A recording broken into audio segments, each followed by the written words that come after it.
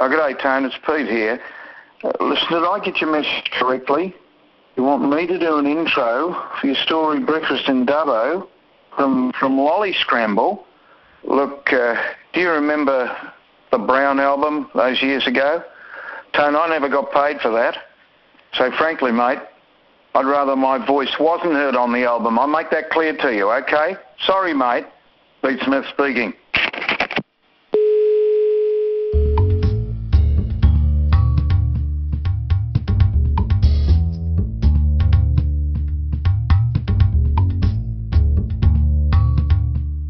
Somewhere between Toowoomba and Dubbo, the whole bus turned against me. All the passengers and even the driver, a pit bull in short shorts and long socks who'd run out of banter 2 k's out of Brisbane. "I hope you're happy, Martin," he snarled, his trademark wit exhausted. I was seated a metre behind him, but out of habit he said it into the PA, giving the other 60 passengers another reason to hate me. "You're not helping," I whispered. "No, you're not helping," he informed the bus, which hurt because I am nothing if not helpful. 7 hours earlier, everything had been going swimmingly. I had 2 seats to myself at the front, which gave me a ringside view of the driver, Les Mackey, in action. His monologue was well polished and he worked the microphone like a leathery Wayne Newton. He had a droll twist or lewd variation on every place name we encountered, Aboriginal or otherwise. Only Indooroopilly seemed to defeat him, although he may have been momentarily awed by the majesty of Indooroopilly shopping town. He wouldn't have been the first. As the place names became fewer and farther between, the scenery out the window changed from outer suburbs to flat, dry plains with the same blackened tree flitting past every 15 seconds, Hanna-Barbera style.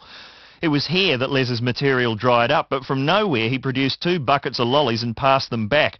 Amidst the staggered crackle of lolly papers, conversation started breaking out all over, and within seconds I no longer had the luxury of an empty seat beside me. "Mind if I sit here?" The voice came from a compact, sensible woman in a Ken Donish parachute ensemble. She introduced herself as Marilyn Tomes from the Sunshine Coast and explained that her identically attired husband was falling asleep and she'd rather he had 2 seats upon which to do so. She soon spotted my New Zealand accent, and this prompted her to reveal that she herself knew several New Zealanders and that every last one of them was, get this, on the dole. I considered my response carefully. "I should tell you that up until midnight next Tuesday I myself am what you might call a Kiwi dole bludger." "Really? Oh, pardon me, but you seem like a nice enough person. These ones by us, they're not exactly out there looking for work, if you get my meaning. They seem to spend most of their time lolling about on the beach, and there's always the smell of you-know-what drifting over the balcony." "Roast lamb." "Marijuana," she enunciated. "That sounds like New Zealanders, all right." "I'm sure they're quite harmless. They're simply unmotivated and frankly incomprehensible." "How do you mean?" "One of them's always asking me if I want anything from the dairy." "The milk bar?" "Apparently. Where do you milk your cows? At the sandwich shop?" I'd heard this joke many times before, but I was impressed by the way she'd substituted sandwich shop for the usual clumsy repetition of milk bar. She'd made it work, but I had no way of knowing whether the modification was her own. "Tell me," I inquired, "do they wear jandals?" "Oh yes, and jerseys. It's a whole nother world over there." We paused for an announcement by Les to the effect that there might be a very amusing sign coming up round the next bend, unless it's been taken down, which it had. After 30 seconds he gave up trying to remember what it had said and instead passed back some flake bars. Marilyn wrestled one free of its wrapper and resumed her inquiries. "How long have you been on the, unemployed?" 5 weeks, but from next week I'm cutting articles out of newspapers in Melbourne for $200 a week." "That's a job." "So they tell me." "And they need someone from interstate?" "I'm a specialist." "And you're on your own?" "My girlfriend's back in Brisbane. She's the one with the proper job." "What does she do?" "She makes tiny cardboard buildings for an architectural model maker." "Goodness! Is there much call for that?" "Oh, sure." Brisbane was in the middle of a miniature real estate boom. She couldn't make them fast enough. "And she's coming down with you?" "Yes, in a couple of months." Marilyn chewed on this for a while. "Right, so she's giving up her job as an architectural model maker to support you in your dream to cut articles out of newspapers." It was like something I would have said, but less smart-arsey. Basically, yes, we're hoping the cutting out will lead to bigger things." Despite the good humour, I could tell that Marilyn wasn't really sure about me. I did, in my early 20s, have about me the air of a geekish loner. My tragic collarless shirt and new romantic-era trousers had already drawn several disapproving looks from the largely dressed-for-tourism horde behind me. Her husband, Tobin, who'd made his money in extensions, had recently hit 65, and although Marilyn herself was still in her mid-50s, the pair had opted for early retirement and now spent their days roaming the country in buses and trains, subsisting on complimentary nuts and the endless Devonshire teas. I couldn't imagine why anyone would voluntarily choose a tour bus as a way of traversing the country over and over again. It seemed to me that if you were always on buses, you'd eventually end up on the news in some of that horrible footage of half a coach on its side and what looks like an entire retirement village strewn across the highway. At some point in the conversation, Marilyn happened to mention that there was a movie schedule for that evening. Of course.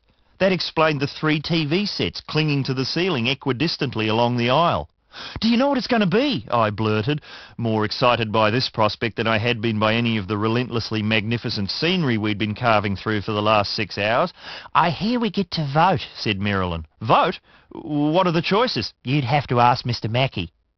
I didn't want to appear too desperate, but the sad fact is that I'm one of those people who, when boarding a plane, will have gone through the magazine and found out what the movie's going to be before most of the other passengers have reached their seats.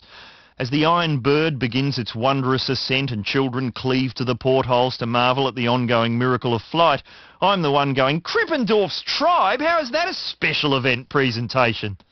But a movie on a bus? That I'd never seen.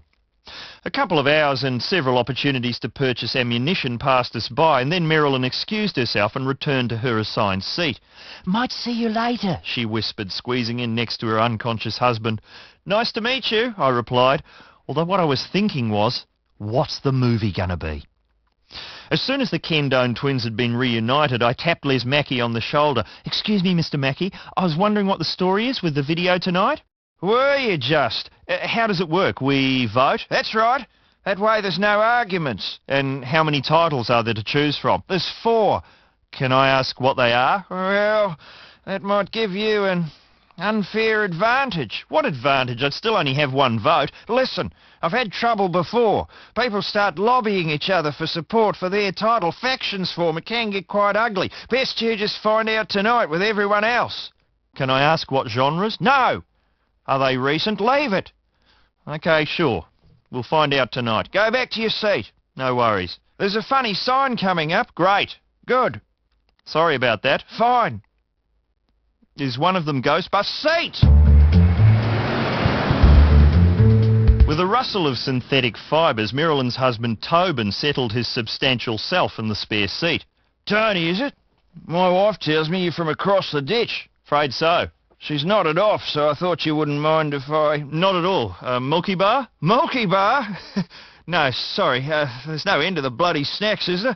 I reckon I'll go spare if he sends back any more refreshments." I noted again that Tobin was wearing the sort of elasticated clothing that made this kind of trip so much more bearable, and there was no doubting his name because it was felt-penned on an oval-shaped introducing sticker peeling slowly from his billowing trackie jacket.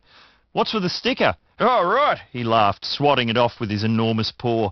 "That's from dancing with the oldies at the resort last night. Not that I call myself an oldie, but you got to get involved in the entertainments." "Speaking of which, have you heard about the movie?" "Yeah, look, I'll be sleeping through it, whatever it is. Bloody rubbish, probably. The last 2 of these I've been on, it's been Flashdance or some bloody nonsense." "Will you still be voting?" "Oh, load of bloody carry-on, that's what it is. Who wants to watch bloody films when you're travelling through this kind of country? You might as well stay home if you just want to watch TV." "Right, so you're not a film buff then?" "Oh, don't get me wrong. I'm all for it. Me and her, we go to the pictures a fair bit, but there's so much bloody swearing and language these days, effing this and blinding that, we end up walking out half the time." "What was the last one where that happened?" "Caligula." "Caligula? Why did you go to that?" "Oh, it looked historical." Bob Guccioni's Caligula was indeed historical, but not for the reasons Tobin was referring to. You know, I thought it might have been another I, Claudius, but it was all bloody tits and genitalia, people's bits swinging everywhere. It was like a smoker's night kind of a film, much too blue for us, I'm afraid. I was very surprised to see Sir John Gielgud's name in the credits. Of course, you couldn't see him for ghoulies. Maybe we'll be getting that tonight. I bloody hope not. The possibility that the selection could end up being something as dire as Flashdance was really starting to weigh on me. Who cares what it is anyway? There's more to life than bloody films. Mr. Tomes, if you're not going to take part, could I perhaps enlist your support in the vote? Oh, I don't know about that. What am I voting for? Well, we don't know yet, but every vote is going to count. Do you know if your wife will have any preferences? You're having a lend, aren't you? No, I just think if we're going to have a film, it should be the best one. My voice trailed off as I realised how mad I sounded. Don't worry about it, mate. It's only a bloody video. You're right, I know. It's not the be-all and end-all. No, of course not. Forget about it. I won't mention it again. Besides, chances were all 4 titles would be shit. Then it would just be a lesser of 4 evils vote.